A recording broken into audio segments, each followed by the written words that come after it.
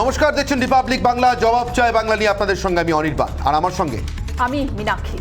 আজ আমি আর মীনাক্ষী আপনাদের হয়ে, বাংলার হয়ে যে জবাবটা চাইতে বসেছি। বহু শতধা বিভক্ত বিরোধীরা, মানে সারা বছর যারা নানান ভাগে বিভক্ত হয়ে থাকে, কখনো দুর্নীতির মামলাতে দুর্নীতির তদন্তে একজন আরেকজনের বিরুদ্ধে বলছেন, কখনো চাকরি পাওয়ার ক্ষেত্রে, চাকরি দেওয়ার ক্ষেত্রে দুর্নীতি হয়েছে বলে একজন আরেকজনের বিরুদ্ধে বলছেন, কখনো সিবিআই ইডি তদন্ত নিয়ে একজন আরেকজনের বিরুদ্ধে বলছেন, কখনো স্রেফ নির্বাচনে লড়া নিয়ে একজন আরেকজনের বিরুদ্ধে লড়ছেন বা বলছেন যে রাজ্যে যে ক্ষমতায় আছেন অন্য রাজ্যে তিনি গিয়ে তাকে ক্ষমতা থেকে সরানোর চেষ্টা করছেন, বা ক্ষমতায় থাকা বিজেপিকে সরাতে গিয়ে কে আসলে কার ভোট কাটছেন তাকে সুবিধা করে দিচ্ছেন। এই সমস্ত নানাবিধ তরজায় যারা সারা বছর ব্যস্ত থাকেন, তারা কালকে বিকেল 5টায় একসঙ্গে এক মঞ্চে হচ্ছে। উদ্দেশ্য একটাই, রাষ্ট্রপতি নির্বাচনে বিজেপির বিরুদ্ধে বিরোধী দলের, বিরোধী জোটের একটা ঐক্যমত্য প্রার্থী ঠিক করা, একজন প্রার্থী। শুরুতে একটা ধাক্কা এসছে আজকে। রাজধানীতে পৌঁছানোর পর মমতা বন্দ্যোপাধ্যায় শরদ পাওয়ারের কাছে সরাসরি গেছিলেন, কিন্তু সেই শরদ পাওয়ার রাষ্ট্রপতি নির্বাচনে বিরোধী জোটের প্রার্থী হবেন না বলে জানিয়ে দিয়েছেন, এবং সেটা জানাচ্ছেন আর কেউ নন, ওই বিরোধী জোটেরই অন্যতম গুরুত্বপূর্ণ শরিক যিনি হতে চলেছেন বলে আমরা মনে করছি। তার কারণ মমতা বন্দ্যোপাধ্যায়ের আমন্ত্রণের চিঠি তার কাছেও পৌঁছেছে সিপিআইএমের সাধারণ সম্পাদক সীতারাম ইয়েচুরি। শুরুতেই এই ধাক্কা নিয়ে বিরোধী জোট কতটা এগোবে, আর যদি বা এগোবে, সেই জোটের কমন মিনিমাম প্রোগ্রামটা কি হবে? রাষ্ট্রপতি নির্বাচনে একজন মাত্র প্রার্থী দেওয়া, যে প্রার্থী তাদের সকলের প্রার্থী, সেই প্রার্থীর তাহলে বেসিক কোয়ালিফিকেশনটা কি? তিনি বিজেপি বিরোধী, এটুকুই? আর বিরোধীদের যে এত রকম অন্তর্দ্বন্দ্ব, এত রকমের সমস্যা, এত রকমের প্রতিরোধ, পাল্টা প্রতিরোধ, প্রতিবাদ, সেগুলো কিছু থাকবে না? কালকে বিকেল 5টার পর এসব চলে যাবে তো মীনাক্ষী? 2019 লোকসভা ভোটের সময়ের কথা মনে পড়ছে। 19 লোকসভা ভোটের সময়ে যা হয়ে ওঠেনি সেটাই আবার গড়ে তোলার চেষ্টা করছেন তৃণমূল নেত্রী মমতা বন্দ্যোপাধ্যায়। একবার ভেঙে যাওয়া ঐক্যকে পুনরায় গড়ে তোলা তো আর সহজ কাজ নয়, তাই এই উদ্যোগ নিয়েও প্রশ্ন রয়েছে। কেরলে সিপিএম কংগ্রেস চিরকালের প্রতিদ্বন্দ্বী, বর্তমানে সেই রাজনৈতিক শত্রুতা একেবারে চরমে। এদিকে রাহুল গান্ধীর ইডি দপ্তরে হাজিরা ঘিরে রাজধানীর রাজপথে ধুন্ধুমার। রাষ্ট্রপতি নির্বাচনে বিরোধী ঐক্যের প্রার্থী কে হবেন তা নিয়ে জল্পনা চলছে। মমতা বন্দ্যোপাধ্যায় নিজেই মুহূর্তে দিল্লিতে একের পর এক বিরোধী নেতার সঙ্গে বৈঠক করে চলেছেন। একটা সময় থার্ড ফ্রন্টের হাওয়া উঠেছিল, কিন্তু তা বাস্তবায়িত হয়নি। কিন্তু বিরোধী ঐক্য কি সম্ভব? এত বড় রাষ্ট্রে এত ছোট বড় রাজনৈতিক দল সবাইকে এক ছাতার তলায় আনা কি আকাশ কুসুম কল্পনা নয়? আগেও তো একবার চেষ্টা হয়েছিল, কি হলো তার ফল? রাষ্ট্রপতি নির্বাচনকে সামনে রেখে বিরোধী জোটের সলতে পাকানোর চেষ্টা করছেন মমতা বন্দ্যোপাধ্যায়। যাকে বিরোধী জোটের রাষ্ট্রপতি পদপ্রার্থী করার কথা ভাবা হয়েছিল, সেই শরদ পাওয়ার নিজেই প্রার্থী হতে চান না বলে জানিয়ে দিয়েছেন। এই জোটের ভবিষ্যৎ নিয়ে উঠছে হাজারো প্রশ্ন। সত্যি কি আকাশ কুসুম কল্পনা? আজ নিয়ে ডিবেট করব, তবে শুরুতেই নজর রাখবো আজকের বিশেষ প্রতিবেদন। 2019 লোকসভা ভোটের আগে ব্রিগেডের এই ছবিটা হয়তো নানা কারণে ঐতিহাসিক। ভোটের আগে ঢাকঢোল পিটিয়ে বিরোধী ঐক্যের প্রচার, আর ভোটের মুখেই সেই ঐক্য ভেঙে চুরমার। সামনেই রাষ্ট্রপতি নির্বাচন, আর এই নির্বাচনকে ঘিরে ফের একবার বিরোধী ঐক্যের হাওয়া উঠেছে। উদ্যোগটা অবশ্যই মমতা বন্দ্যোপাধ্যায়ের। লোকসভায় না পারলেও রাষ্ট্রপতি নির্বাচনেও যদি বিজেপির বিরুদ্ধে ঐক্যবদ্ধ শক্তি প্রদর্শন করা যায়, নিঃসন্দেহে 24-এ তা বাড়তি মাইলেজ দেবে। কিন্তু এতগুলি দলকে ফের এক জায়গায় আনা তো আর মুখের কথা নয়। কেরলে সোনা পাচার মামলা নিয়ে সিপিএম কংগ্রেস যুদ্ধ চরমে উঠেছে। এই অবস্থায় দিল্লিতে তারা হাত মেলাবে কিভাবে? কংগ্রেস আর সিপিএম কেরালায় পরস্পরের মূল প্রতিদ্বন্দ্বী। আবার কংগ্রেস আর সিপিএম দিল্লিতে বরাবরই ক্লোজ, তো নতুন কিছু নয়। আমার মনে হয় না এতে খুব কিছু আসা যাবে। উভয়ই এটা এই ডুয়ালিটি দ্বিত্ব সম্বন্ধে অভ্যস্ত। বাংলায় একসঙ্গে তৃণমূল ও বিজেপির বিরুদ্ধে লড়ছে বামেরা। কেন্দ্রীয় স্তরে তৃণমূলের সঙ্গে কাঁধে কাঁধ মিলিয়ে বিজেপির বিরুদ্ধে শেষ পর্যন্ত লড়াই চলবে। তো বিরোধী ঐক্যের বৈঠক নিয়ে মমতার চিঠি পাঠানোয় এমনিতেই বিরক্ত সিপিএম। দলের সাধারণ সম্পাদক সীতারাম ইয়েচুরি তো বলেই ফেললেন সে কথা कि इस तरीके की जो बैठक जो होती है विपक्ष की कोई भी पार्टी बुला सकती है, लेकिन बुलाने से पहले इसके बारे में सलाह मशवरा होता है, बातचीत होती है। अकस्मात तरीके से एक चिट्ठी पहुंच जाती है कि ये मीटिंग है, हमने बुलाया, आप आइए। अब ये कोई तरीका नहीं होता विपक्ष की एकता बनाने का। মঙ্গলবারই দিল্লিতে এনসিপি প্রধান শরদ পাওয়ারের সঙ্গে বৈঠক করেছেন মমতা। সূত্রের খবর, শরদ পাওয়ারকেই নাকি প্রথমে বিরোধী ঐক্যের রাষ্ট্রপতি পদপ্রার্থী হওয়ার প্রস্তাব দেওয়া হয়েছিল, কিন্তু পাওয়ার সেই প্রস্তাব পত্রপাঠ খারিজ করেছেন। আপাতত পাওয়ারকেই রাষ্ট্রপতি পদপ্রার্থীদের সঙ্গে কথা বলার দায়িত্ব দেওয়া হয়েছে। तो हमने भी यही आग्रह किया पवार जी से, सीनियर मोस्ट है वो, तो आप जो है इसका नेतृत्व लीजिए। जो भी नाम आएंगे उन सब से बात करने के लिए एक छोटा सा आप तय कर लीजिए कौन किन नेताओं को जोड़ना चाहते हैं। বিজেপি অবশ্য বিরোধী ঐক্যকে পাত্তা দিতে নারাজ।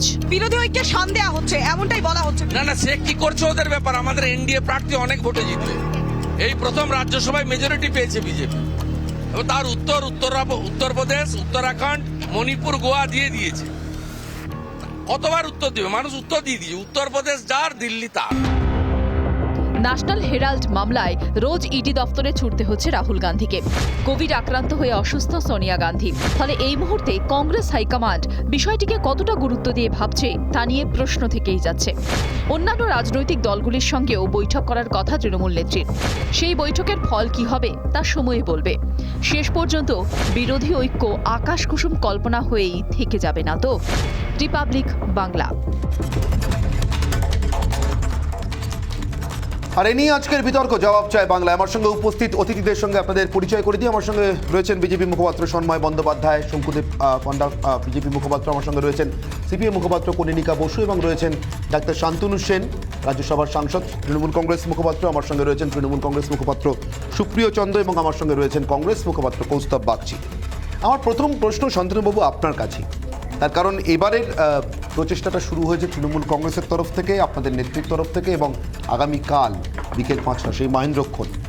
কতটা আশাবাদী আপনারা? যে বাস্তবতার মধ্যে দাঁড়িয়ে আমরা রয়েছি সেটা আমাদের প্রতিবেদনে রয়েছে। এই বাস্তবতার মধ্যে দাঁড়িয়ে একজন ঐক্যবদ্ধ প্রার্থী আপনারা করতে পারবেন, এবং সেটাও একটা গ্রহণযোগ্যতা পাবে সেই প্রার্থীর নাম সকলের কাছে, কতটা আশাবাদী? দেখুন, রাজনীতিটা হচ্ছে মানুষের জন্যে। আর যখন আপনারা এই ডিবেট আজকে করছেন এবং আমাদেরকে ডেকেছেন বক্তব্য রাখতে, এই দিনে আরও একবার একটা মিথ্যা প্রতিশ্রুতি দিয়ে ভারতীয় জনতা পার্টি প্রমাণ করে দিয়েছে যে আজকে বিজেপি ডাজন্ট স্ট্যান্ড ফর ভারতীয় জনতা পার্টি, বিজেপি স্ট্যান্ডস ফর ভারতীয় জুমলা পার্টি। 2014 সেই মিথ্যা প্রতিশ্রুতি বছরে 2 কোটি চাকরি, তাহলে 8 বছরে 16 কোটি চাকরি হওয়ার কথা। সেই জায়গায় দাঁড়িয়ে দেশের মানুষ দেখছে 45 বছরে সবথেকে বেশি আনএমপ্লয়মেন্ট আজকে ভারতবর্ষে। সেখানে আজকে আবার পিএমও থেকে বলা হচ্ছে চাকরির প্রতিশ্রুতি। এই জায়গায় দাঁড়িয়ে সর্বক্ষেত্রে ভারতবর্ষের মানুষ, এমন কোনো ক্ষেত্র নেই যেখানে জ্বলে পুড়ে ছারখার হয়ে যাচ্ছে না।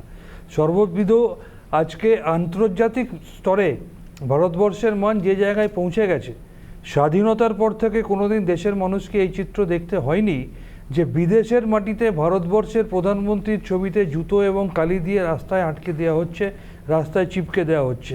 এরকম একটা পরিস্থিতিতে ভারতবর্ষের মানুষ আজকে বুঝতে পেরেছে যে অবিলম্বে প্রকৃত রাজনৈতিক একটা স্বাধীনতা দরকার, অর্থনৈতিক একটা স্বাধীনতা দরকার, সামাজিক একটা স্বাধীনতা দরকার, এবং সেটা করতে গেলে একটা বিকল্প শক্তির প্রয়োজন।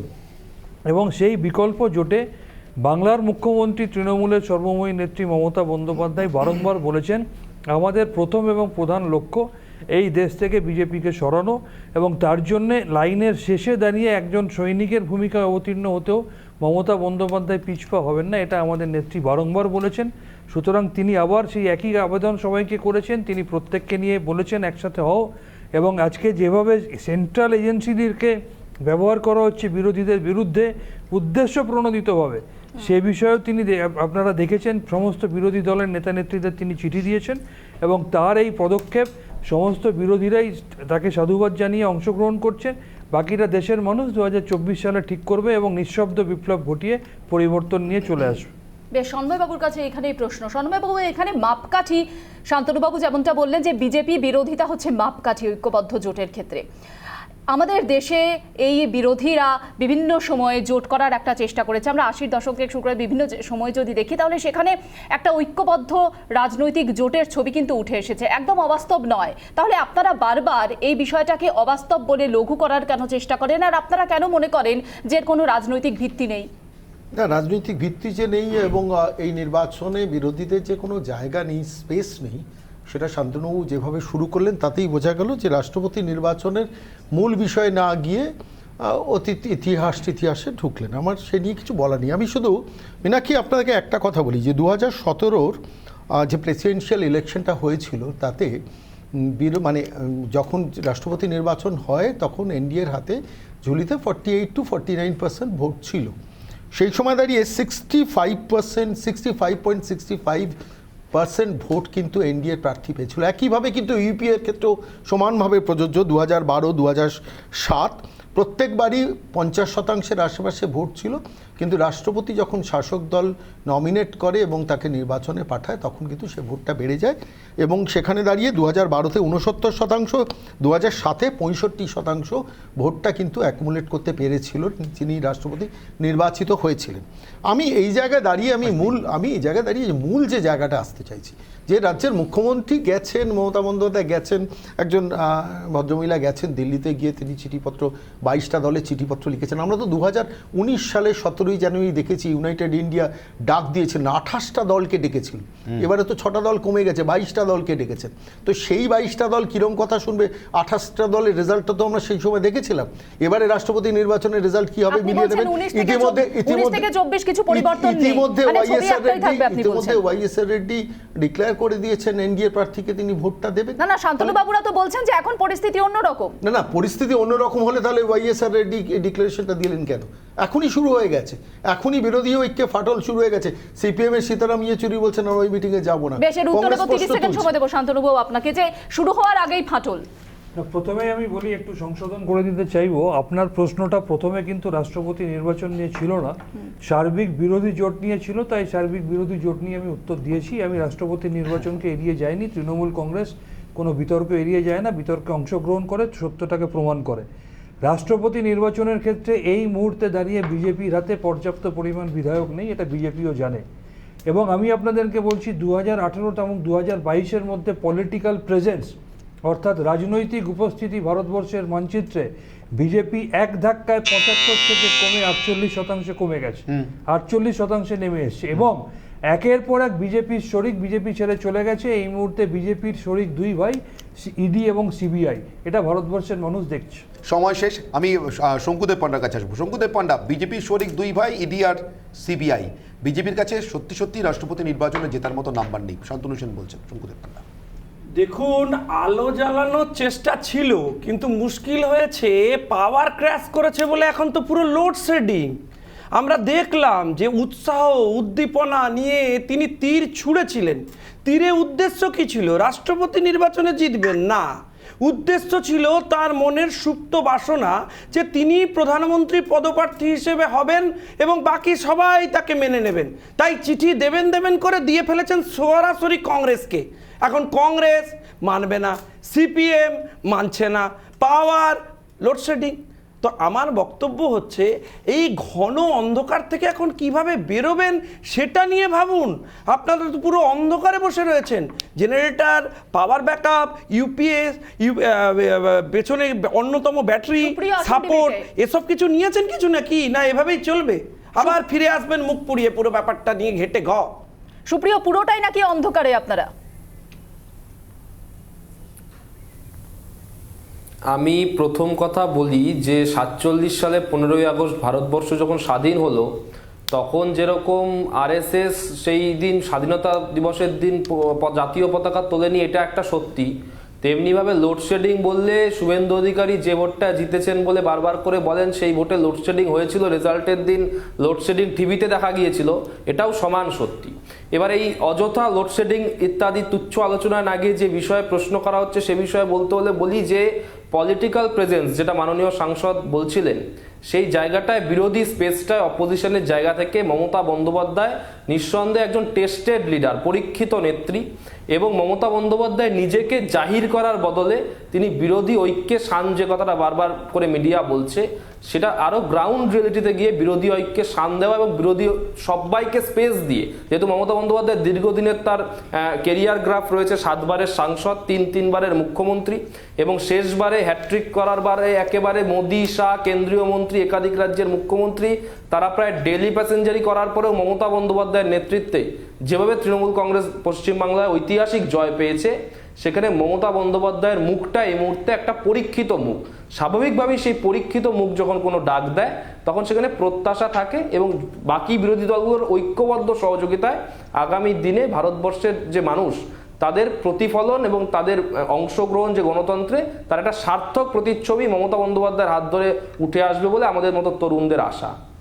সুপ্রিয়বাবুকে আমার একটা প্রশ্ন আছে, আমি আসবো তারপর শঙ্কুদেব পান্ডা আপনার কাছে। আমার যদিও এটার সঙ্গে বিষয়টা সংশ্লিষ্ট নয়, তবু আমার একবার জানতে আগ্রহ হলো, মানে 47 সালের 15ই আগস্ট RSS এর জাতীয় পতাকা তোলার বিষয়টা কি কারণে এলো? মানে আপনারা কি RSS বিরোধী, বিজেপি বিরোধী অর্থে জোটটা তৈরি করতে চাইছেন? সেক্ষেত্রে আমার একটা প্রশ্ন, এই 47 সালের 15ই August red cross society of India জাতীয় পতাকা তোলেনি, রামকৃষ্ণ মিশনও জাতীয় পতাকা তোলেনি, RSS তুলবে এরকম একটা প্রত্যাশা কেন? মানে তুলতে বা তোলা উচিত ছিল এরকম একটা প্রত্যাশা কেন? আমি অত্যন্ত সবিনয়ে তোমাকে মনে করে দিতে চাই, কোনো সংগঠনের প্রতি বা সামাজিক সংস্থার প্রতি তোমার অনুরাগ বা দুর্বলতা থাকতে পারে, কিন্তু তাতে ইতিহাসগত সত্যটা ভুল প্রমাণ হয় না। 42-এ ভারত ছাড়ো আন্দোলন যখন হলো, সে 42-এর আমি সুপ্রিয় 42-এর ভারত ছাড়ো আন্দোলনে যাইনি, আমি আর 5 বছর পরে সুপ্রিয় নিশ্চিতভাবে 42-এর ভারত ছাড়ো আন্দোলনে কার কি ভূমিকা ছিল সেটা নিয়ে আরেকবার কথা বলতে পারি, আমি সেটা তো আসবো, কিন্তু আমি জাস্ট এই প্রশ্নের উত্তর চাইছিলাম যে রামকৃষ্ণ মিশন আর রেড ক্রস সোসাইটি বাদ কেন? 47 হবে না, 42 পেরিয়ে 47। হ্যাঁ, তাই 47-এ যারা ভারতীয়, তাহলে সুপ্রিয়, তাহলে 47-এর 15ই আগস্ট জাতীয় পতাকা তো, এক মিনিট সুপ্রিয়, জাতীয় পতাকা তো 47-এর 15ই আগস্ট কমিউনিস্টরা তোলেননি, অবিভক্ত কমিউনিস্ট পার্টি। এখন তারা ভেঙে যারা দুটো ভাগ হয়েছেন, সিপিআই এর ডি রাজা আর সীতারাম ইয়েচুরি সিপিআইএম এর, তাদেরকে তো আপনারা ডেকেছেন, মানে ওটা দিয়ে কি দেখাতে চাইছেন? ঝুটা হ্যাঁ না, আমি তো সেটাই বলছি, তাদেরকে তো আপনারা মিটিং এ ডেকেছেন, মানে এই মিটিং এর ভিত্তি তো নিশ্চয়ই 47-এর 15ই আগস্টে কে পতাকা তুলেছিলেন সেটা নয়, তাই না? তাহলে নিশ্চয়ই সিপিআই আর সিপিএম কে মমতা বন্দ্যোপাধ্যায় চিঠি দিতেন না? নিশ্চিতভাবে নয়, কিন্তু কারা দেশের পক্ষে, কিন্তু যে 42-এর ভারত ছাড়ো আন্দোলন তো কমিউনিস্টের পক্ষে ছিলেন না, তাহলে ওটাও কি ভিত্তি? সুপ্রিয় আরেকটা প্রশ্ন, 42-এর কথা উঠলো, 42-এর ভারত ছাড়ো আন্দোলনে কমিউনিস্টরা, সুপ্রিয় প্লিজ আমার প্রশ্নটা প্লিজ, 42-এর ভারত ছাড়ো আন্দোলনেও কমিউনিস্টরা ভারত ছাড়ো আন্দোলনের বিরোধী, আমি বলেছি তো, আরে বাবা তুমি রিপিট করছো আমার কথা, তাহলে ওটাও কি তাহলে ভিত্তি? মানে কি ভিত্তি, কোনটা ভিত্তি করে আপনারা ডাকটা দিয়েছেন? 42-এর ভারত ছাড়ো আন্দোলন, আমি প্রথম কথা বলি যে আমি তো বাইরে বসে আছি, আমি অনির্বাণ দা তোমাকে সবিনয় বলি, আমি তো বাইরে বসে আছি, তুমি যদি টানা প্রশ্ন করো অন্তত আমার বাইরে মানে ভেতরে না বসার অ্যাডভান্টেজটা তুমি নিও না, 30 সেকেন্ড সময় দিলাম। তুমি যে প্রশ্নগুলো করছো আমি যথেষ্ট পরিমাণে শুনতে পারছি, হ্যাঁ আমি শুনতে পাচ্ছি, আমি যে কথা বলছি যে মুহূর্তে প্রতি মুহূর্তে দেশের একটা কেন্দ্রীয় সরকার পরিকল্পিতভাবে টার্গেট করে দেশের ইতিহাসকে, ঐতিহ্যকে ভুলিয়ে দেওয়ার চেষ্টা করছে, দেশের প্রধানমন্ত্রী তিনি যেই হোক, নরেন্দ্র মোদী হোক আর যেই মোদী হোক, তার যখন একটা নাম, তার যখন ছবি সারা পৃথিবীতে কলঙ্কিত হয়, সেটা আমরা মনে করি আমাদেরও কলঙ্ক, দেশবাসীরও কলঙ্ক। ফলে সেই জায়গা থেকে ইতিহাসটাকে বারবার করে তুলে আনতে হবে, যেটা ইতিহাস তো ইতিহাস, সেই ইতিহাসকে তো কারোর অনুরাগ বা সংরাগের জন্য পরিবর্তন করা যায় না, কিন্তু তার মধ্যে মমতা বন্দ্যোপাধ্যায় এই মুহূর্তে ইতিহাসের অ্যাক্সিস, মানে ইতিহাসে এমন মাঝে মধ্যে বাঁক আসে, এমন মাঝে মধ্যে জোয়ার আসে, যে মধ্যে কোনো ব্যক্তি সমষ্টির চাহিদা পূরণের সামনে অবতীর্ণ হন। সেই জায়গাটা বাংলায় 2011 সালে মমতা বন্দ্যোপাধ্যায় প্রমাণ করেছিলেন, এবার দেশের পালা, দেশে মমতা বন্দ্যোপাধ্যায় ডাক দিয়েছে। আমার কাছে এই বিষয়ে প্রশ্ন থেকেই গেল যে ইতিহাসটা কবে থেকে ভোলানোর চেষ্টা চলছে? আপনারা যখন এনডিএতে ছিলেন তখন থেকে কি ভোলানোর চেষ্টা হচ্ছে নাকি আজকে আবার নতুন করে ভোলানোর চেষ্টা হচ্ছে? তার উত্তরে নিশ্চয়ই যাবো, কিন্তু তার আগে শঙ্কুদেব পান্ডা 30 সেকেন্ড সময় দিচ্ছি, তারপর কৌস্তবের কাছে যাবো, অপেক্ষা করছেন। দেখুন, প্রধানমন্ত্রীর বিরুদ্ধে কোথায় কোথায় কালো পতাকা আর কে কালিমা লিপ্ত করছেন এ নিয়ে নির্দিষ্ট অভিযোগ করেছেন শান্তনুদা থেকে শুরু করে আমাদের তৃণমূলের অন্যতম আরেকজন মুখপাত্র, কিন্তু আপনাদের নির্দিষ্ট করে বলি যে হঠাৎ করে যারা কালিমালিপ্ত করছেন তাদের নির্দিষ্ট হচ্ছে ধর্মীয় এজেন্ডা রয়েছে, তাদের নির্দিষ্ট পলিটিক্যাল এজেন্ডা রয়েছে। তাই আমাদের দেশের প্রধানমন্ত্রীকে যখন কালিমালিপ্ত করেন তখন আপনারা বিরোধীরা দেশের মানুষ হিসেবে নিজেকে তার প্রতিবাদ করেন না, সেটা নিয়ে এনজয় করবার চেষ্টা করেন। এটা খুবই দুঃখের। আমি শুধু একটা লাইন বলে শেষ করে দেবো, যে কিছুক্ষণ আগে তৃণমূলের বক্তা খুব নির্দিষ্ট করে বলেছেন লোডশেডিংয়ের কথা, এবং তিনি বলেছেন আরএসএস তো স্বেচ্ছাসেবী সংগঠন, তারা কেন পতাকা তোলেনি এ নিয়ে। যেদিন স্বাধীনতা কিভাবে হলো ভারতবর্ষের ধর্মের ভিত্তিতে এবং সে নিয়ে রাজনৈতিক একাধিক বক্তব্য নিয়ে আলোচনা হবে, সেদিন আমি ওনার সাথে এই বিষয়ে আলোচনা করব। কারণ বুঝতে হবে খুবই এনারা বিপজ্জনক। তার কারণ হচ্ছে শিক্ষিত মানুষ যদি কখনো সমালোচনা করেন সেটা নেওয়া যায়, কিন্তু অর্ধশিক্ষিত হয়ে সত্যিকে গোপন করে কাউকে যদি কালিমালিপ্ত করবার চেষ্টা করা হয়, যেমন রাজনৈতিক ইন্টেনশন নিয়ে এই বক্তা করছেন, তার প্রতিবাদ না করা ছাড়া কোনো উপায় নেই। কারণ ধর্মের ভিত্তিতে দেশের বিভাজন আমরা কোনো মতেই সমর্থন করি না।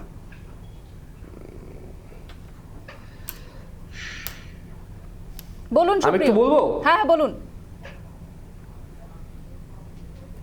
হ্যাঁ, আমি খুব সংক্ষেপে প্রথমে মাননীয় বক্তাকে বিজেপির বক্তা বলবো না, কারণ আমি ব্যক্তিগতভাবে চিনি। শঙ্কুদাকে আমি বলছি, শঙ্কুদা তুমি ছাত্র রাজনীতি করে উঠে এসে আজকে এখানে বলছো দল পরিবর্তন করে বলছো, সেটা আলাদা কথা। আমি বলছি তোমার ডেটটা দেওয়ার চাইতেও বিষয়টা নির্বাচন বিপজ্জনক হয়ে গেল। কারণ আমি শিক্ষিত কি অর্ধশিক্ষিত পরের বিষয়, আমার একাডেমিক বিষয় ইতিহাস এক।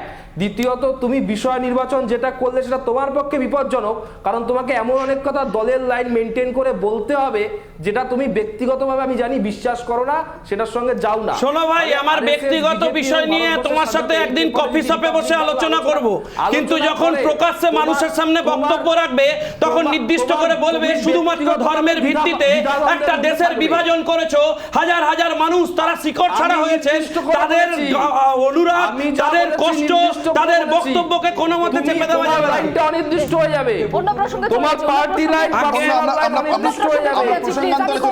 আমি বলেছি নির্দিষ্ট তাহলে স্বাধীনতা নিয়ে যেদিন আলোচনা করবে সেদিন এসো। আজকে বলো যে তোমরা ওখানে এখন লোডশেডিং হয়েছে, তুমি তোমার বক্তব্যেই বলেছো, বারবার বলতে হচ্ছে, কারণ তোমরা একটা বিধানসভা এখানে জিততে পারো না, মুখ্যমন্ত্রীকে অন্য জায়গায় জিতিয়ে আনতে হয়, তিনি কি করে রাষ্ট্রপতি হবেন, রাষ্ট্রপতি ঠিক করবেন, সবাই মেনে নেবে?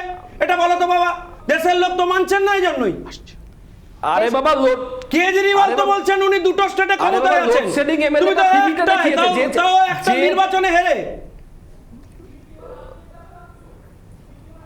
তুমি কি এবার আপে যাবে ভাবছো? না না, আমি কোথায় যাব তুমি ছেড়ে দাও, আমায় নিয়ে তুমি এত চিন্তিত, তুমি বিষয়ে কথা বলো, এবার আপ করবে একদমই না। তুমি এবার না না, আমরা তো সুপ্রিয়কে বলতে দিচ্ছি, তুমি কি আপ করবে নাকি? সুপ্রিয়কে বলতে দিচ্ছি, দুজনেই বলছেন। সুপ্রিয় একটু দূরে রয়েছে বলে শুনতে অসুবিধা হচ্ছে। আমি সময় বেঁধে দিচ্ছি, না শান্তনুবাবু, এখানে কারোর ক্ষেত্রে সময়ের জন্য আলাদা আলাদা করা হয় না। আমি আপনাকেও সমান সময় দিয়েছি। আপনি কি বলতে চান? আপনি কাউন্টার করতে চান? আচ্ছা বেশ, শান্তনুবাবু 30 সেকেন্ড সময় আমি আপনাকে দিচ্ছি, আপনি কাউন্টার করুন, তারপর আবার আমি 30 সেকেন্ডে একটাই কথা বলবো, এখানে ডিবেট হচ্ছে, সুস্থভাবে প্রত্যেককে বলতে দিতে হবে। তৃণমূলের মুখপাত্র যখন বলবে তখন বিজেপির মুখপাত্র পাশে বসে আছে বলে তাকে ওভার পাওয়ার করতে আপনি অ্যালাউ করবেন? This can't be done. এটা আপনার চ্যানেলে নিউট্রালিটি প্রমাণ করে না। কাউকে ওভার পাওয়ার করতে আমি নিজে তো বসে দেখছি, আপনি শেষ করেন, আমি নিজে বসে দেখেছি। আমার বক্তব্য এটাই, প্রথম কথা আপনি চ্যানেলে নিউট্রালিটি মেনটেন করুন। দ্বিতীয় কথা, ধর্মীয় এজেন্ডা যদি কারো থেকে থাকে যেটা ভারতীয় জনতা পার্টির আছে। আর শঙ্কু যেটা বললো প্রধানমন্ত্রীকে মুখে কালি দিচ্ছে দেখে আমরা উল্লসিত নই, আমাদের লজ্জায় মুখ ঢেকে বিদেশে যেতে হচ্ছে। এবং মাথায় রাখতে হবে এটা আমাদের ইন্ডিয়ান ফরেন পলিসিকে কোথায় নিয়ে গেছে সেটা মাথায় রাখুন। শঙ্কুদেব, এক মিনিট আছে। আচ্ছা শান্তনুবাবু, আমার একটা প্রশ্ন আছে। প্রধানমন্ত্রীকে মুখে কালিতে আপনারা উল্লসিত নন, লজ্জিত হতে হচ্ছে। আচ্ছা, প্রধানমন্ত্রীকে মুখে কালি না হলেও প্রধানমন্ত্রীকে ডাইনি বলেও তো এর আগে বিদেশের প্রধান প্রেসিডেন্ট ডেকেছে। না না, আরো তো অনেক কিছু দেখেছি। না, আমি বলছি সেটা কি লজ্জা ছিল? শুধু এই প্রথম তো নয়, কেউ কিছু বলছেন। এক মিনিট শান্তনুবাবু, আপনি বলেছেন, আমি কিন্তু আপনাকে ইন্টারাপ্ট করি। আমার প্রশ্ন আপনার কাছে, আপনি আমার প্রশ্নটা শেষ করলে আপনি উত্তর দেবেন। প্রেসিডেন্ট নিক্সন যেদিনকে ইন্দিরা গান্ধীকে ডাইনি বলেছিলেন, সেদিনকে কি আমরা এটা নিয়ে প্রশ্ন তুলেছিলাম যে আমাদের প্রধানমন্ত্রীকে ডাইনি বলছেন, আহা দেখো কি ভয়ঙ্কর খারাপ ব্যাপার, আমাদের জাতির সম্মান ধুলোয় মিশে গেল, প্রধানমন্ত্রী এরকম খারাপ কাজ করেছেন? নাকি আমরা দলমত নির্বিশেষে প্রধানমন্ত্রীর পাশে দাঁড়িয়ে নিক্সনের সমালোচনা আলোচনা করেছিলাম। সেদিন যদি ওটা ঠিক হয়ে থাকে, তাহলে আজকে প্রধানমন্ত্রীকে কেউ যদি কালিও লেপে থাকে, আপনারা সেটা থেকে নিজেদের রসদ খুঁজছেন কেন? 30 সেকেন্ড উত্তর দিন প্লিজ। কে বলছে রসদ খুঁজছি? কিন্তু আমাদের তো একটা আত্মসমালোচনা করতে হবে। কেন আজকে আমাদের এই জায়গায় পৌঁছাতে হলো? কেন আমাদের লজ্জায় মুখ ঢাকতে হচ্ছে? কেন আমাদের ফরেন পলিসি এইভাবে মাটিতে মিশে যাচ্ছে? যখন ডোনাল্ড ট্রাম্পের কাছে গিয়ে বলেছিল আপনি বা ট্রাম্প সরকার, ওটা কোন ফরেন পলিসির অঙ্গ ছিল? যখন কোভিডের সময় ল্যান্ডসেট থেকে WHO থেকে সবাই তো নরেন্দ্র মোদীর পলিসি ক্রিটিসাইজ করেছিল। সেটা কি একজন দেশের নাগরিক হিসাবে আমাদের সম্মানে লাগে না? তার মানে তো এই না আমরা এটা নিয়ে উল্লসিত হচ্ছি। তো আমরা ঘরের মধ্যে ইন্ট্রোস্পেকশন করবো না, আত্মসমালোচনা করবো না যে আমাদের প্রধানমন্ত্রীর কোন কোন কাজের জন্য আন্তর্জাতিক স্তরে আমাদের আমি একটা 30 সেকেন্ড সময় দেবো সন্ময় বাবুকে, তারপর অপেক্ষা করছেন করিনিকাদি কৌস্তবাবুদের সঙ্গে। আমি ইন্ট্রোস্পেকশন, আত্মসমালোচনার শব্দবন্ধগুলো শান্তনুবাবুর কাছ থেকে শুনছিলাম। আর শান্তনুবাবু নেত্রী মমতা বন্দ্যোপাধ্যায় ভারতবর্ষের প্রধানমন্ত্রীকে কান ধরে ওঠবোস করা থেকে শুরু করে কোমরে দড়ি বেঁধে ঘোরানো সমস্ত শব্দবন্ধ প্রকাশ্যে ব্যবহার করেছেন। না শান্তনুবাবু, এই তো আপনি ইন্টারেস্ট করছেন, আপনি একটু থামুন, আমাকে বলতে দিন। প্রধানমন্ত্রী নরেন্দ্র মোদী সম্বন্ধে একজন রাজ্যের মুখ্যমন্ত্রী প্রকাশ্য জনসমায় দাঁড়িয়ে কোমরে দড়ি বেঁধানো, কান ধরে ওঠবোস করানোর কথা বলেছিলেন। আগে নিজে আয়নায় মুখ দেখে তারপরে পরের কথা বলবেন। এটা আপনারা করেছিলেন, এটা বাংলার মানুষ সাক্ষী আছে। এসব কথাগুলো বলার আগে এগুলো একটু মনে করিয়ে দিলাম। নরেন্দ্র মোদীও বলেছিলেন, আমরা মূল আলোচনা থেকে ডিবেট করে যাচ্ছি। তার ফলাফল পেয়েছেন। বেশ, আসছি আমি কৌস্তবের কাছে যাব। কৌস্তব, আগামীকাল যে বৈঠক হতে চলেছে সেখানে এখনো পর্যন্ত সম্ভাবনা রয়েছে মল্লিকার্জুন খাড়গে সেখানে যাচ্ছেন। তা তৃণমূল এবং কংগ্রেসের সম্পর্কের কি সৈত কাটতে চলেছে? গোয়াতে, ত্রিপুরাতে গিয়ে অপ্রাসঙ্গিক মনে হলো কংগ্রেসকে। আমি যেটা এতক্ষণ ধরে যেটা শুনছিলাম না, তৃণমূল ফেরত বিজেপি নেতা শঙ্কুদেব পণ্ডা এতক্ষণ ধরে অনেক আরএসএস নিয়ে বড় জ্ঞান দিচ্ছিল। ওকে একটু বলুন তো যে সরসঙ্গ সড়ক যে প্রথম যে ছিল তার পুরো নামটা বলতে, আর দেশ যে ভাগ হয়েছে, কোন আইনের ভিত্তিতে হয়েছে বলুন। সর্বনাশ করে দিয়ে আমি এখন তোমার কাছ থেকে শিখবো। এত বড় বড় ডায়লগ করছে, একে বলতে বলো যে সরসঙ্গ সড়ক প্রথম যাত্রা তারপরে তোমরা ঠিক নামটা বলতে বলো। তৃণমূল ফেরত বিজেপি নেতাদের বড় বড় ডায়লগ। শঙ্কুদেব, আমি আপনার কাছে আপনার সময় আসবো। আমি কৌস্তবকে সময় বেঁধে দিচ্ছি। কৌস্তব 30 সেকেন্ড সময় নিন। আপনি অনুষ্ঠান পরিচালনা করুন। প্লিজ বলতে দিচ্ছেন না। এটা আপনার টার্ন নয়। সময় বেঁধে দিচ্ছি। সময় বলবেন প্লিজ। সময় এক এক করে বলেন। এমনি তো কৌস্তব দূরে রয়েছে। সময় বেঁধে দিচ্ছি, 30 সেকেন্ড সময় আপনার। কেউ ইন্টারাপ্ট করবে না। বিজেপিকে বললে এত গায়ে ছাকা লাগলে তো খুব মুশকিল। এখন ব্যাপারটা হচ্ছে আমি ওকে বলতে বললাম এত আরএসএস দেশভাগ নিয়ে জ্ঞান দিচ্ছে তো প্রথম সরসঙ্গ চালকের যে আছে তার পুরো নামটা বলে দিক, আর ভারতবর্ষ যে ভাগ হয়েছিল সেটা কোন আইনের ভিত্তিতে হয়েছিল বলে দিক। এতক্ষণ এখন মোবাইল ঘাটতে শুরু করে দেবে। যাই হোক, তার উত্তর দেবে, আপনি বলুন। হচ্ছে এখন যেটা বিষয় সেটা হচ্ছে অন্যান্য প্রসঙ্গে বলার আগে যেটা এই মুহূর্তে বলার দরকার, আমরা খুব অপ্রাসঙ্গিক বিষয় আলোচনা করছি। এই মুহূর্তে দাঁড়িয়ে ভারতবর্ষের গোটা সাংবিধানিক কাঠামোটাকে বিজেপি ভেঙে দেওয়ার চেষ্টা করছে। রাহুল গান্ধীকে গতকালকে এবং আজকে অব্দি যে চূড়ান্ত একটা অপমানের মুখে ফেস করতে হচ্ছে একটা অ্যাবসলিউটলি ফ্রিভোলাস কমপ্লেন্টের উপরে দাঁড়িয়ে, এবং আমরা যতদূর জানি, যতদূর বুঝতে পারছি, এরা যেভাবে করতে চাইছে সমস্ত কনস্টিটিউশনাল বডি, সমস্ত দেশের সাংবিধানিক স্ট্রাকচারটাকে দেখুন। আমাদের সাথে তৃণমূলের তফাৎ আছে। আমাদের লোকজনকে তৃণমূল ইডি সিবিআই এর মতন ডাকলে আমরা পেটে ব্যথা, মাথায় ব্যথা, কোনো কিছু জিনিস আমাদের মাথায় উঠে যায় না। আমরা চোখে চোখ রেখে কথা বলি, কিন্তু তার মানে এই নয় যেভাবে, এবং যার জন্য আমরা আপনাদের আজকের আলোচনার জায়গা থেকে সরে গিয়ে মূলত আমাদের আজকে যেটা বক্তব্য সেটাই রাখবো। সেটা হচ্ছে বিজেপি দেশের সাংবিধানিক যে কাঠামোটাকে ভেঙে চুরমার করে দিচ্ছে, এবং আপনাদের এই নিয়ে আলোচনা করা উচিত। যদি মিডিয়া, যদি ভারতবর্ষে one of the strongest pillar of democracy বলে নিজেদেরকে দাবি করে, আপনি একদম আপনার জায়গা থেকে আপনি যে কথাটা বললেন বিজেপি বিরোধিতায়, আমি শুধু একটাই কথা মীনাক্ষী কৌস্তবকে স্মরণ করে দিই। কৌস্তব, আমরা তো এই ডিবেটে আসবার আগে প্রত্যেক অতিথিকেই বলেছি আমাদের আজকের ডিবেটের বিষয় কি। ফলে ডিবেট থেকে যদি আপনি সরে যেতে চান তাহলে তো আমার পক্ষে বা মীনাক্ষীর পক্ষে অ্যালাউ করা সম্ভব হবে না। আজকের ডিবেটের বিষয় কি হওয়া উচিত সেটা নিশ্চিতভাবে কৌস্তব, আজকের ডিবেটের বিষয় কি হওয়া উচিত সেটা নিশ্চিতভাবে চ্যানেলের জায়গা থেকে নিশ্চিতভাবে আমার মনে হয় আপনার থেকে আমার ঠিক করা বা আমাদের ঠিক করার অধিকার একটু হলেও বেশি আছে। আমি আজকের ডিবেটের বিষয়ে আবার ফেরত আসছি, এবং সেই ডিবেটের জায়গা থেকে আপনাকে আমাদের যা প্রশ্ন ছিল সেই প্রশ্নটাকে আরেকটু স্পেসিফাই করে আমি, কৌস্তব আপনি একটু দেরিতে যোগ দিতে পারলেন আলোচনাতে, আমি আপনাকে আরও 30 সেকেন্ড সময় দেবো একটা নির্দিষ্ট প্রশ্ন নিয়ে। কেরালাতে পিনারাই বিজয়নের বিরুদ্ধে আপনারা দুর্নীতি নিয়ে আন্দোলন করছেন। যুব কংগ্রেস কর্মীরা পিনারাই বিজয়নকে হেনস্থা করেছেন। একেবারে ডাইরেক্টর জেনারেল অফ সিভিল এভিয়েশনের কাছে চিঠি আজকে পর্যন্ত চলে আমি গিয়েছে sorry বাম। বলতে কৌস্তব কোনো আমার রকম প্রশ্নটাই শেষ হলো না, আলোচনার মধ্যে কৌস্তব যাব না। আপনার আমার প্রশ্নটাই শেষ হলো না, আপনারা বিষয়বস্তু আমাদের কৌস্তব কাছে আমার প্রশ্নটাই শেষ হলো না, সাংবিধানিক যে পরিকাঠামো কৌস্তব আমার ভেঙে প্রশ্নটাই শেষ হলো না, চুরমার হয়ে কৌস্তব যাচ্ছে। আমার আজকে প্রশ্নই এটা শেষ হয়নি, নিয়ে আলোচনা হওয়া কৌস্তব আমার প্রশ্নই শেষ হয়নি। আপনি তো লয়ার কৌস্তব, আপনি তো সওয়াল জবাব করেন আদালতে, নিশ্চিতভাবে আপনার এইটুকু একদম, ধৈর্য একদম। থাকবে আমি প্লিজ। very much আমার aware প্রশ্ন of what I- কৌস্তব এখানেই যে আপনাদের কালকে ঐক্যের ভিত্তিটা কি হচ্ছে, মানে আপাতত কি তার মানে দুর্নীতির বিরুদ্ধে যে লড়াই সেটাই একমাত্র আপনাদের ঐক্যের ভিত্তি, মানে আমাদের যাদের যাদের বিরুদ্ধে যতজনের বিরুদ্ধে যত রকমের তদন্ত চলছে, আসুন আমরা একজোট হই ইডি এবং সিবিআইকে ঠেকানোর জন্য। আর কোনো কমন এজেন্ডা আছে কৌস্তব? 30 সেকেন্ড। আপনি একটা কথা বলুন তো, দেশে যেভাবে আপনাদের একটা কোনো পার্টিকুলার এজেন্ট, কিন্তু দেশের যেভাবে সাংবিধানিক কাঠামোটাকে ভেঙে দেওয়া হচ্ছে। আপনি কালকে দেখেছেন, কালকে যে প্রোটেস্ট, সেখানে দুজন চিফ মিনিস্টার, এতগুলো অনারেবল মেম্বার অফ পার্লামেন্ট, যেভাবে পুলিশ ম্যান হ্যান্ডেল করেছে, কোনো কিচ্ছু নেই, একটা পিসফুল প্রোটেস্ট। কেন? তার কারণ কি, যেই মামলাটাকে কেন্দ্র করে বা যা কিছু, তার কোনো ভিত্তি আছে। আজকে যে জিনিসটা হচ্ছে সেটা আমাদের দেশের পক্ষে, সংবিধানের পক্ষে খুব ভালো জিনিস। আজকে আমাদের যাদেরকে জেরা করা হচ্ছে, কাউকে কিন্তু টিভির সামনে বসে টাকা দিতে দেখা যায়। কাউরির বিরুদ্ধে এমন কোনো অভিযোগ নেই যে লোকে হাহাকার করছে, কমপ্লেন দায়ের করেছে, এরকম না। কিন্তু যেভাবে একটা নির্দিষ্ট রাজনৈতিক অভিসন্ধিকে কেন্দ্র করে আজকে যে ঘটনাগুলো ঘটছে, আর আপনারা বলছেন লড়াইয়ের কথা, রাষ্ট্রপতি নির্বাচন, বিজেপি জেনে রাখুক, লড়াই আমরা রাস্তায় করব। আমরা লড়াই বিজেপির সাথে ইঞ্চিতে রাস্তায় আমরা। কিন্তু আপনারা তো অপ্রাসঙ্গিক বলছে তৃণমূল কংগ্রেস, আপনারা তো অপ্রাসঙ্গিক বলছে তৃণমূল কংগ্রেস। অভিষেক বন্দ্যোপাধ্যায় কি বলছেন শুনুন, তারপরে উত্তর নেব আপনার কাছ থেকে। বিজেপির সাথে একই, আমাদের লড়াই যখন বিজেপির বিরুদ্ধে, আমাদের লড়াই তৃণমূল কংগ্রেসের বিরুদ্ধে। তাহলে কালকে বৈঠকে যাচ্ছেন কি করে? কালকে কি কংগ্রেসের কোনো প্রতিনিধি যাচ্ছেন না বৈঠকে? যেরকম বিজেপির বিরুদ্ধে আমাদের লড়াই, দেখুন আমাদের নেতারা একটা মিটিং কনভেন করেছে, সেখানে যদি কেউ যায়, তার মানে তৃণমূলের এজেন্ডায় তৃণমূলের সাথে সাথ দিয়ে দেওয়া না। এটা স্পষ্ট করে জেনে রেখে দিই। আমরা বিজেপি বিরোধী যে লড়াই, সেই লড়াইটা আমরা যেমন বিজেপির বিরুদ্ধে, বিজেপির যে কোনো সমমনোভাবাপন্ন দলের বিরুদ্ধেও আমরা স্পষ্টভাবে বলে দিই। বেশ, এই বক্তব্য শুনে নিন, তারপরে আসছি। আমার খুব অদ্ভুত লাগলো কৌস্তব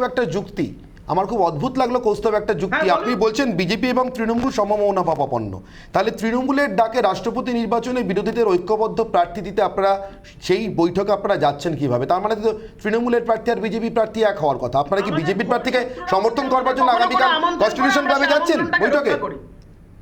আমি বলবো, এর উত্তর দেবো।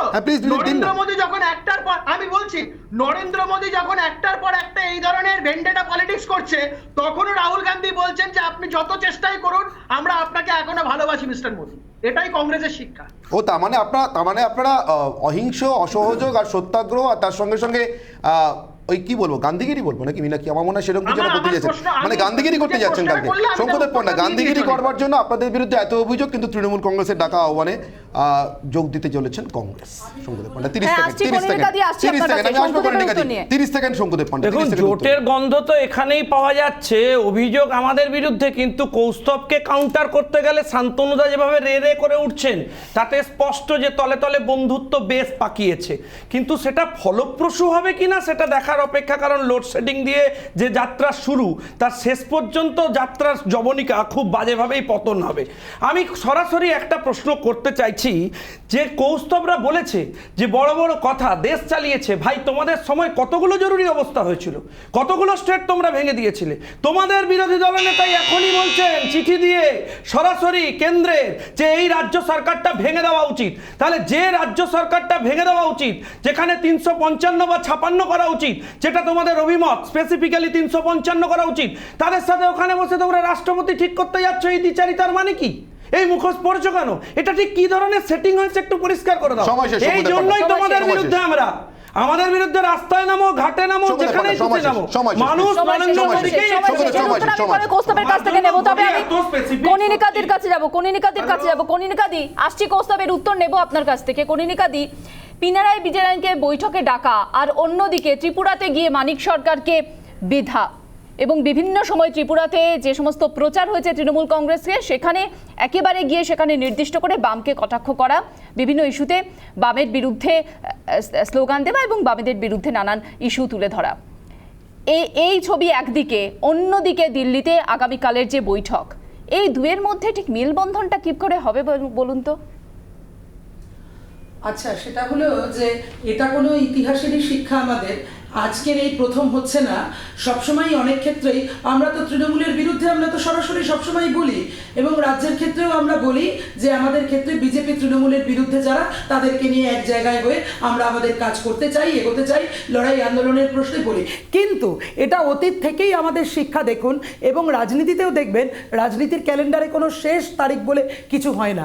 আজকে যেটা হচ্ছে আগামীকাল অন্য, প্রতিদিন পরিপ্রেক্ষিত বদলায়। সেই যদি ডাক হয় সেই জায়গায় যেতে হবে, কিন্তু নিশ্চিত মানুষের নিজের এজেন্ডাগুলো ছেড়ে, বা রাজনৈতিক দলের ক্ষেত্রে আমাদের মতন কথা, আমরা মানুষের যে লাইভলিহুডের এজেন্ডা, জীবন জীবিকার প্রশ্ন, সংবিধানের অধিকারের প্রশ্ন, সেইগুলোকে ছেড়ে কিছু না। তাই আগে বিজেপিকে সরানো, অনৈক্যগুলো দূরে সরবে, কতটা পথ হাঁটলে অনৈক্যগুলো দূরে সরবে? 2019 থেকে 2022 কি পার্থক্য হলো যাতে অনৈক্যগুলো দূরে সরবে? কনিনিকা দি, আমি বলি একটু যে আগে বিজেপিকে সরানো দরকার, আর বিজেপিকে সরাতে পারলে, কারণ কিছু হচ্ছে না নয়তো, যেভাবে মানুষের অধিকার থেকে শুরু করে সমস্ত কিছু, এবং লাইভলিহুড, জীবন জীবিকাও যেভাবে আক্রান্ত হচ্ছে, এমন করে একটা ধর্ম সম্প্রদায়কে আক্রমণ করা হচ্ছে, এইভাবে বিভিন্নভাবে আমাদের ভারতের ধর্ম নিরপেক্ষতা, সাংবিধানিক কাঠামো, তাকে যেভাবে ভেঙে চুরে চুরমার করে দেওয়ার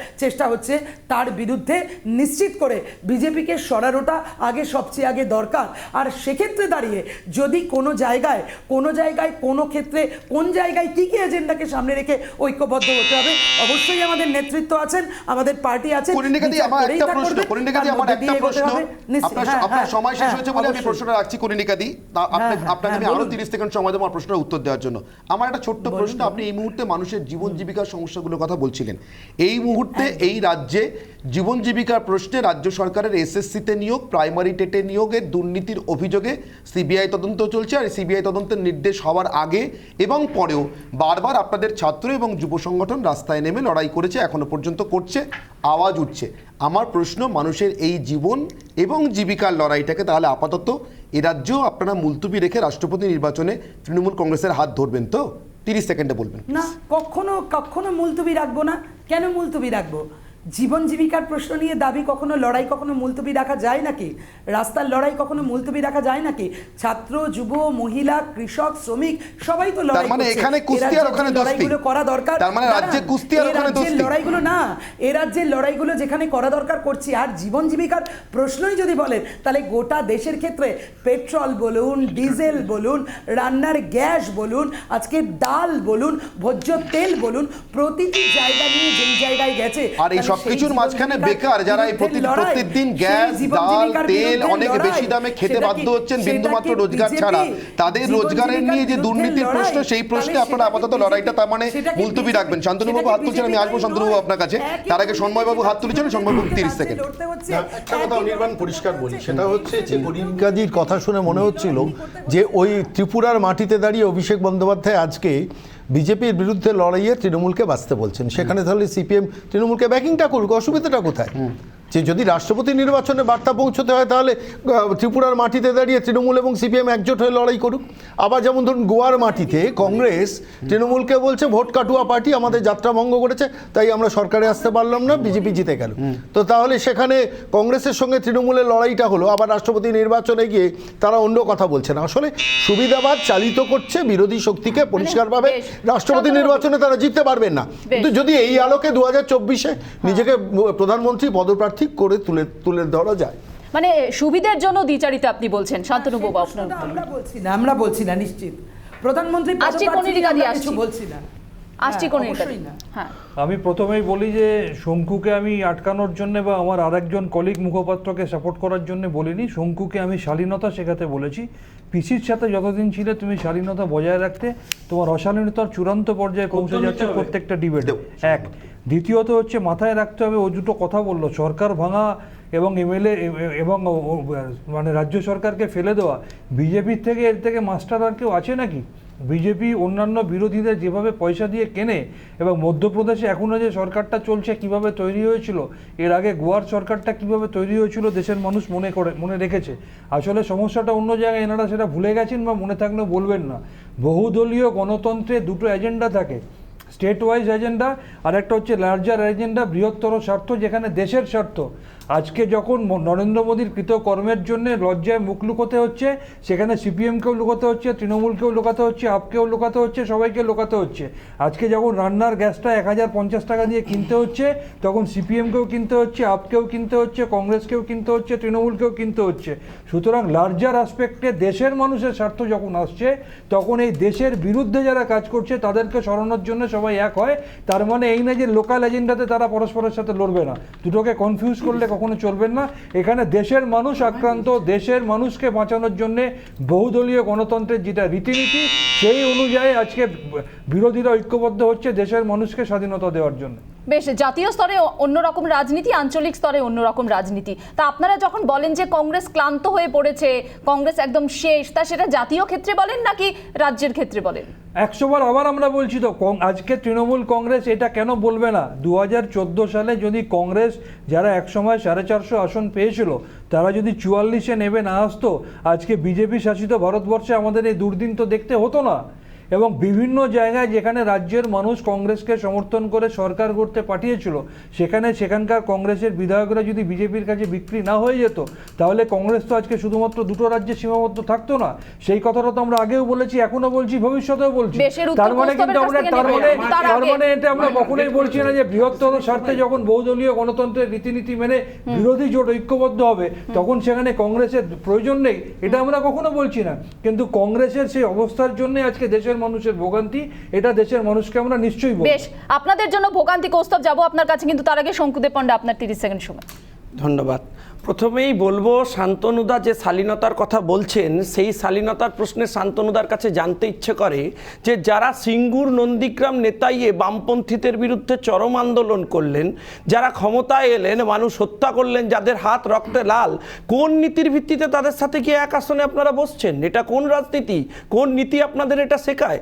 কৌস্তব বলেছিল যে এই দেশে ওরা এমন সুব্যবস্থা চালু করেছে যার জন্য একটা স্বেচ্ছাসেবী সংগঠন, ইতিহাস ঘেটে দেখবেন আরএসএসকে আপনারা ব্যান করে দিয়েছিলেন, আপনারা আমাদের নেতাদেরকে গ্রেপ্তার করেছিলেন। আমি জানতে চাই সরাসরি আপনাদের কাছে, এ কোন নীতি আপনাদেরকে এসব শেখায়? আমি শান্তনুদাকে এত কিছু বলতে পারবো না, শুধু একটাই কথা বলবো, আমায় শালীনতা শিখিয়েছে, প্রশ্ন করার অধিকার দিয়েছে এখানে। সেই প্রশ্ন যদি আপনার কটু লাগে, আমাকে ব্যক্তিগতভাবে মার্জনা করবেন, কিন্তু প্রশ্ন তুলবই, প্রশ্ন করবই। বলুন, 30 সেকেন্ড। কনিরকা দিয়ে আসছি, শান্তনুবাবু 30 সেকেন্ড।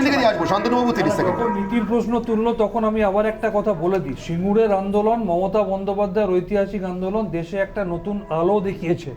সিঙ্গুরের আন্দোলনের সাথে দেশ বাঁচানোর আন্দোলন দুটোকে গুলিয়ে ফেললে চলবে না।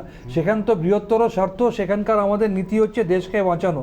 তাহলে আমার ছোট ভাই শঙ্কুকে আমি জিজ্ঞাসা করি, তুমি তোমার পিসিমণিকে কোন নীতিতে ছেড়ে, বাবা তুমি যে যার হাত ধরে তোমার রাজনৈতিক পরিচিতি হলো, কোন নীতিতে তুমি তাকে ছেড়ে আজকে বিজেপিতে এলে?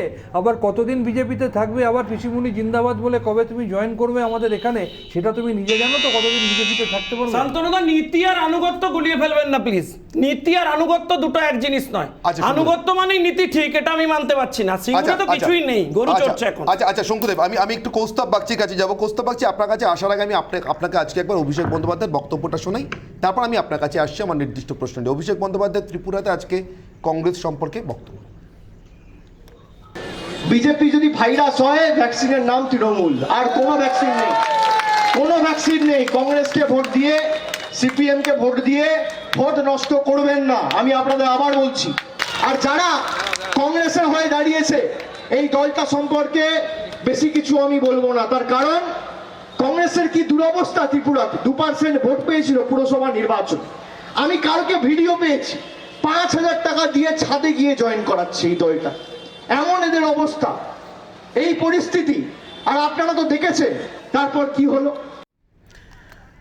কৌস্তব, আপনাদের দল, আপনারা সে দলের সৈনিক, কার সঙ্গে গান্ধীগিরি করবেন, কতটা করবেন, সেটা একান্তই আপনাদের বিচার্য, সেটা আপনাদের ইচ্ছের উপর আমি ছেড়ে দিচ্ছি। কিন্তু এইটা ছিল কংগ্রেস সম্পর্কে আজকে অভিষেক বন্দ্যোপাধ্যায়ের বক্তব্য। এরপরেও কালকে কনস্টিটিউশন ক্লাবে আপনারা গান্ধীগিরি করতে তৃণমূলের ডাকে যাচ্ছেন, তাই তো কৌস্তব?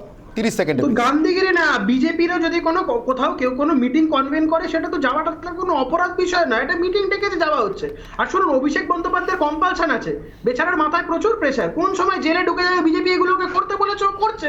কংগ্রেসের ভোটে ভাগ হয়ে গোয়া থেকে অনেক কিছুর কম্পালশন আছে, ও বেচারা অনেক চাপে আছে, ওর কথাগুলো ধরবেন না, ও খুব চাপে থাকে।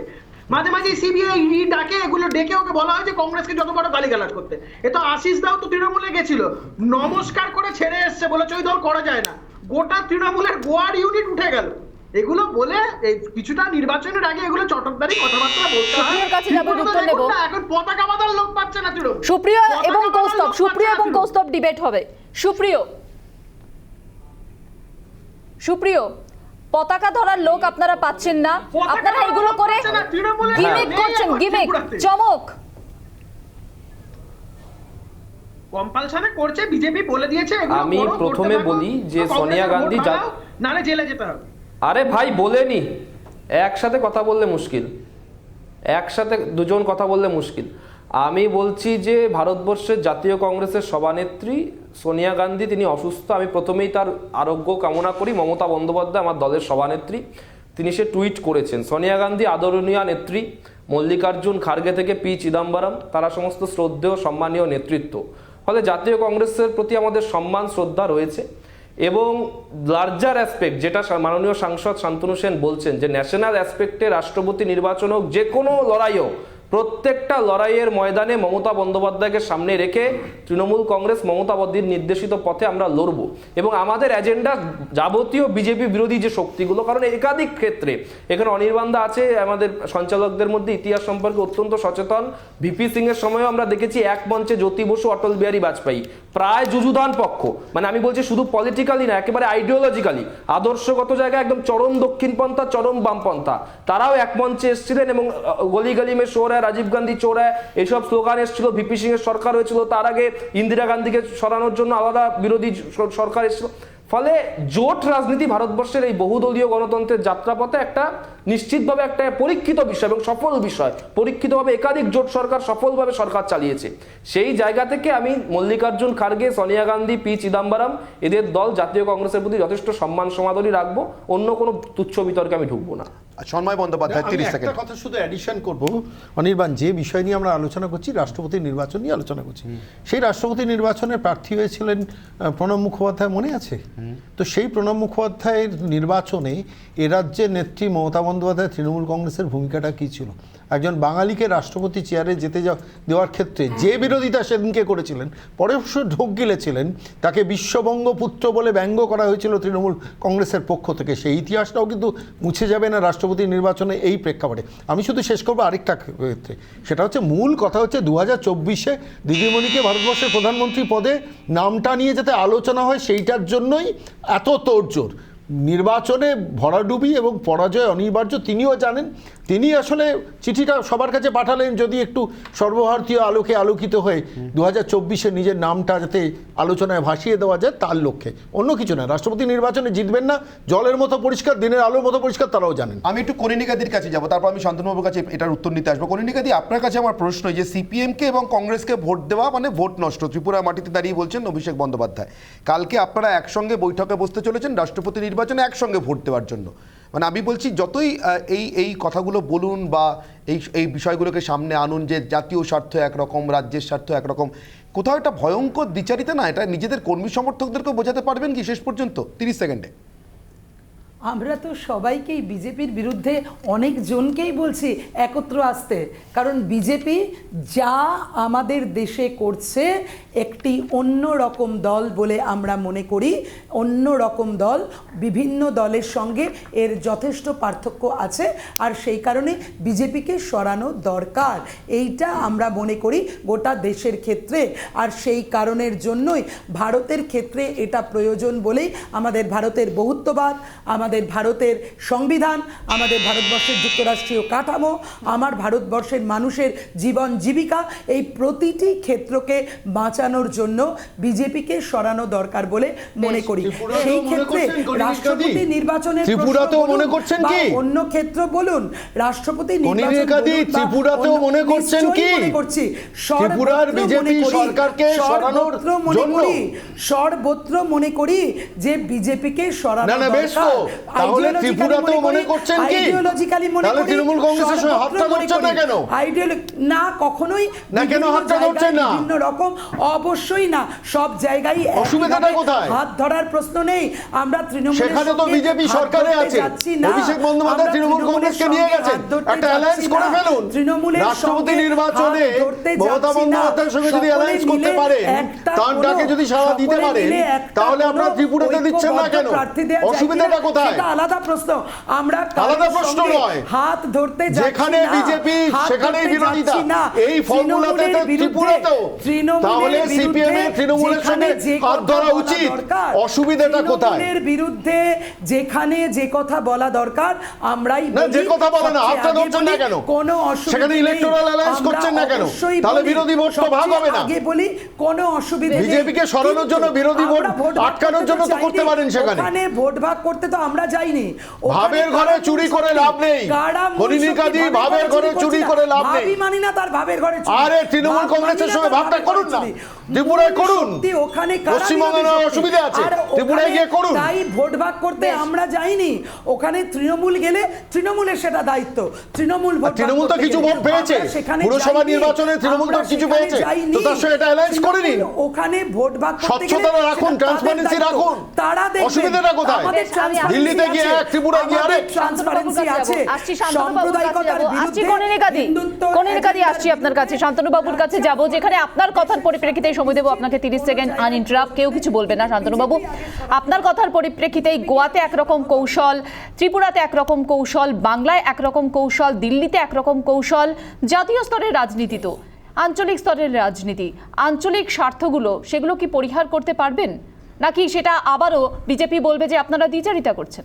না, আমি আপনার উত্তর দেওয়ার আগে তিনটে ছোট ছোট পয়েন্ট বলে দিই, একটু দর্শক বন্ধুদের ক্লিয়ার করা দরকার। এক, প্রণববাবু আর মমতা বন্দ্যোপাধ্যায়ের কেমিস্ট্রি নিয়ে যদি কেউ বলতে চায় তাহলে তিনি মূর্খের স্বর্গে বাস করছেন। সেই দাদা এবং বোনের সম্পর্কটা কি গভীর ছিল সেটা যারা জানে না তারা জানে না। দুই, তৃণমূল কংগ্রেস আজকে আমরা এখানে যার প্রতিনিধিত্ব করতে বসে আছি, এই মুহূর্তে সংখ্যাধিক্যের দিক থেকে ভারতবর্ষের third largest political party, Rajya Sabha এবং লোকসভার সংসদ সদস্য সংখ্যা মিলিয়ে।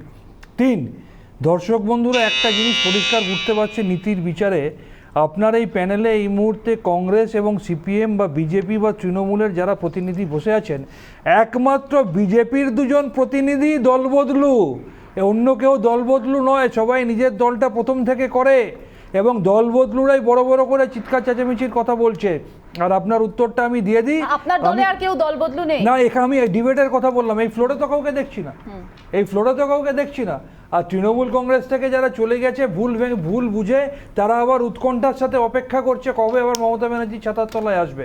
আর আপনার উত্তরটা আমি আবার দিচ্ছি, দেশের স্বার্থ যখন বিপন্ন, তখন দেশের মা যখন ডাকবে, তখন সমস্ত ছেলেমেয়েরা এক হবে।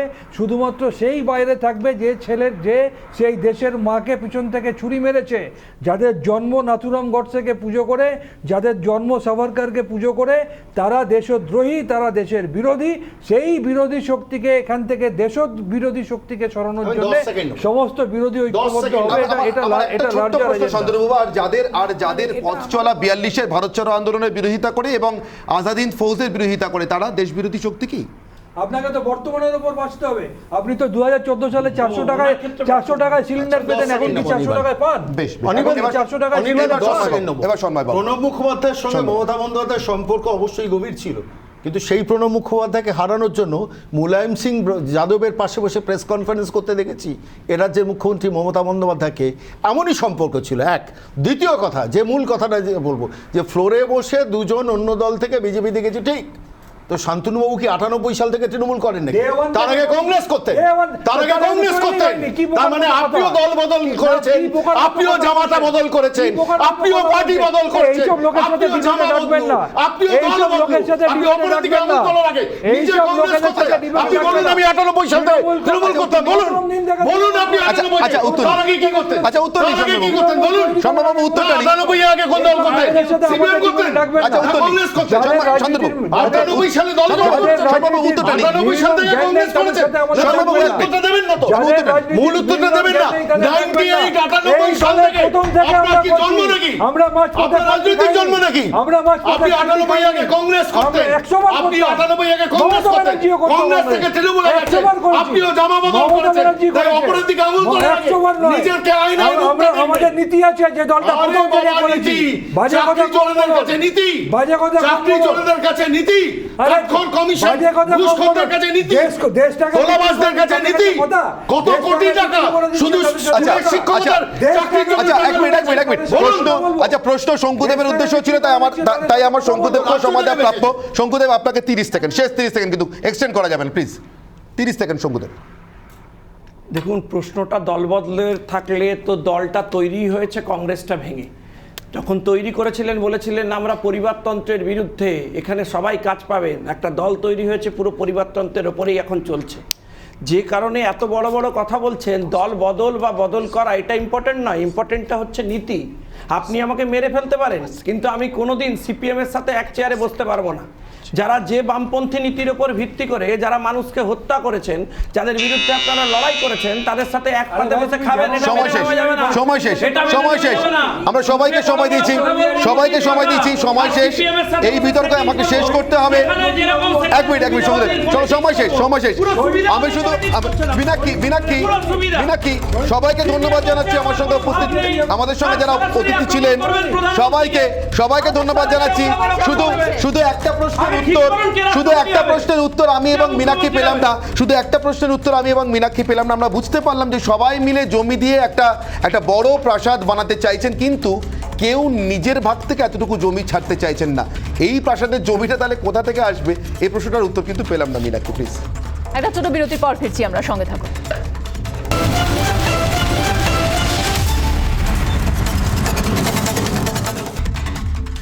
জবাব চাই বাংলা আজকে এই পর্যন্তই। এরপর দেখুন 294 দেশের 1 নম্বর হিট নিউজ শো নজর থাক রিপাবলিক বাংলায়।